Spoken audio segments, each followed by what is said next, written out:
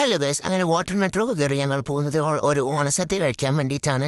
ആദ്യമായിട്ടാണ് ഞങ്ങൾ എല്ലാവരും വാട്ടർ മെട്രോയിൽ കയറുന്നത്. അതിൻ്റെ ഒരു കൗതുകം ഞങ്ങൾക്ക് എല്ലാവർക്കും ഉണ്ടായിരുന്നു. പിന്നെ ഓണം കഴിഞ്ഞ് ക്രിസ്മസ് ആവാനാകുമ്പോഴാണ് ഞാൻ ഇവിടെ പോസ്റ്റ് ചെയ്യുന്നത്. എന്നാലും സാരമില്ല, ക്യാരവയ്ക്ക് എടുക്കുന്നതിനേക്കാൾ നല്ലത് ഇവിടെ കിടക്കട്ടെ. ഇതൊക്കെയാണ് എൻ്റെ ക്യൂട്ട്നെസ് വാരി വിതറുന്ന കസിൻസ് കുറേ ഉണ്ട്.